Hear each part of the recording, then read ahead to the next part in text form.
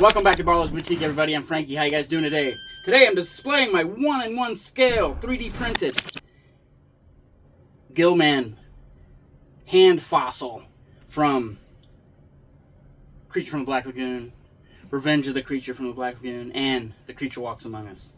I've always loved Creature from the Black Lagoon. Gillman has always been one of my favorite movies out of all of them. My favorite of all time is probably The Wolfman. Has been The Wolfman. But I think maybe the Gillman's taken over that because of the sappy love stuff from the Wolfman's kind of wore off. And just I think Creature from the Black Lagoon is a perfect monster movie and a perfect monster design.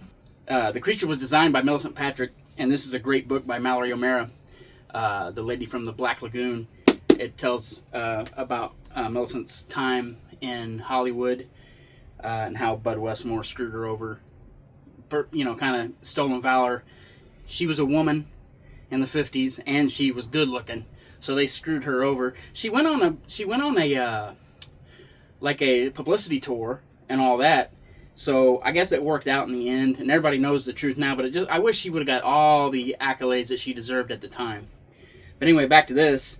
The fossil was sculpted by Brendan Burke, and you can find him on CG Trader at Underworld 365. Awesome, perfect.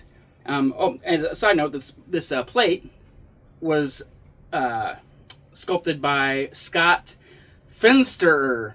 Finsterer. His name's kind of crazy. Finsterer. I'm not good at it. His name isn't crazy. I just don't know how to pronounce stuff. You can find Scott on Cults 3D. Scott's Toy Box 007. And anyway, this was a lot of fun to print with the Photon Mono M7 Max. I'm able to print bigger stuff, and I actually couldn't fit this on in one piece, so I sliced it right about here in the wrist area, and then I glued it back together. Then I took wet resin or liquid resin in there and cured it as I went around to kind of hide the seal, and I did a pretty good job on most of it. There's some there's a line in the front, which is unfortunate. I think no, it's a line in the back. Right around here, you can kind of see it, but overall, it's great. Now this is just one of those wood things you find at Hobby Lobby, and these are just wood dowel rods.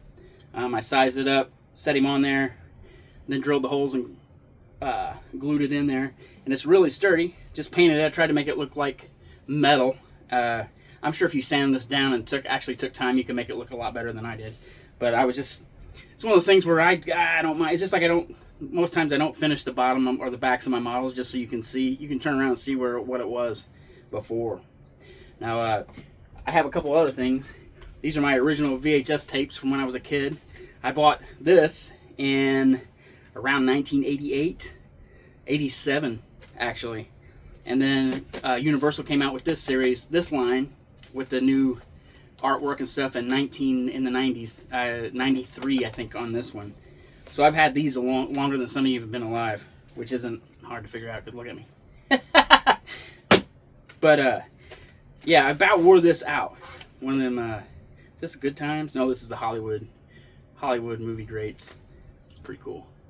Anyway, I'll give you a closer look at this, and in the description here I'll give you the links to this and this nameplate if you want to make one up yourself. It's just almost every Monster Kid guy I know wants one of these in their collection if they don't already have it, and this thing is perfect. So thank you so much for watching. Like and subscribe and all that stuff. I've been away for a while. I feel like getting my creative juices back, so thanks. I want to get back in that the algorithm because they booted me out as soon as I quit posting shit. But anyway, thanks a lot for watching. See you later.